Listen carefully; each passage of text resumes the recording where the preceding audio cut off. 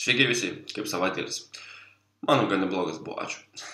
Šiandien yra 40 pamoka, gan toks neblogas skaičius ir šiandien norėčiau pašnekėti apie size of funkciją ir tai būtų kažkas naujo, ko mes dar neaptarėme ir net nebuvau užsiminęs.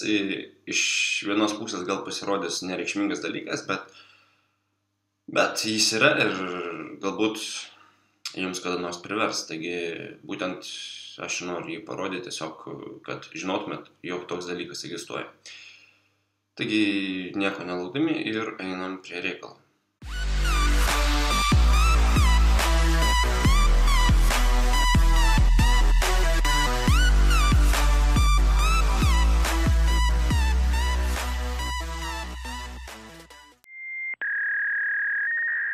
Size of funkcija reikalinga tam, kad mes pažiūrėtumėm, patikrintumėm, sakykime, kažkokį tai elemento vietą, ne vietą, bet ta prasme, kiek jis užima vietos.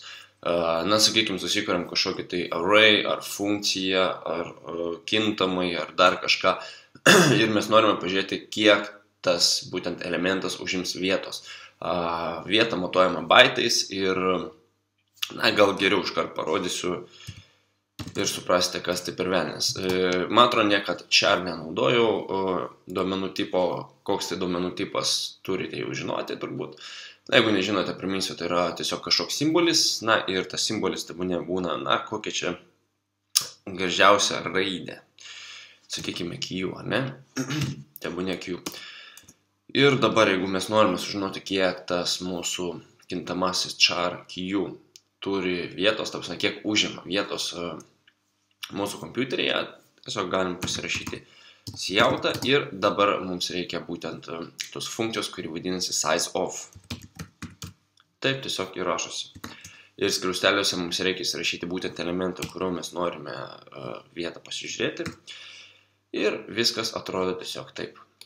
Jeigu mes pasileisime, mes sužinosime, kad mūsų Q kintamasis mūsų kompiuterio užima tik 1 baitą. Bet žinokite, kad kiekvienas duomenų tipas atskirai užima skirtingų baitų kiekį. Sakykime, jeigu charas užima tik 1 baitą, tai sakykime, integer turėtų užimti šiek tiek daugiau. Na tai, integer užima 4 baitus.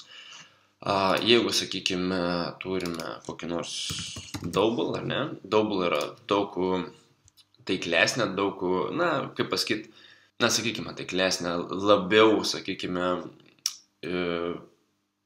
žinokit, nežinau lietuviško žodžio accurate. Tai, sakykime, jis turėtų užimti dar daugiau, nes tai gilinasi į tą būtent kintamai smarkiau negu integer prieš tai. Na ir double užims netgi 8 baitus. Bet galime susikurti, sakykime, ir kokį nors, na, array masyvą, sakykime, ar ne?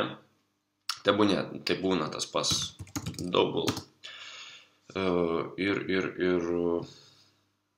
tai būna tas pas Q, kuris turės 10, būtent 10 elementų. Kas yra array masyvas, turėtume žinoti taip pat.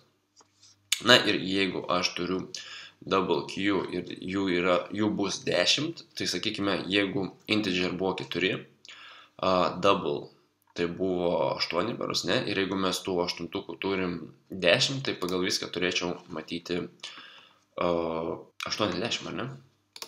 Na, pasižiūrėkime. Taip, aš turiu 80 baitų, dėl to, kad mes double Q būtent elementų, ne elementų, sakykime, kintamųjų turim būtent 10, taigi mes ir matom 80 baitų. Tai bus labai trumpa pamokėlė, tiesiog noriu parodyti, kad galima pasižiūrėti, kiek konkrečiai užima vietos mūsų, sakykime, kintamasis. Mes jau žinome, kaip nustatyti jo atminties vietą ir taip pat galime pasižiūrėti, kiek ta atminties užima, tarsi kiek tos atminties užima. Taigi, kaip matote, mes išmokom prisikapstyti prie kažkokio tai elemento pačių šaknų, pasižiūrėti, kur tos šaknis randasi mūsų kompiuteryje ir kiek jos užima. Atsiprašau, biškai sloguoju, tai gali būti keistas balsas. Na, o su jumis atsisveikinu iki trečiadienio ir gero pirmadienio. Viso.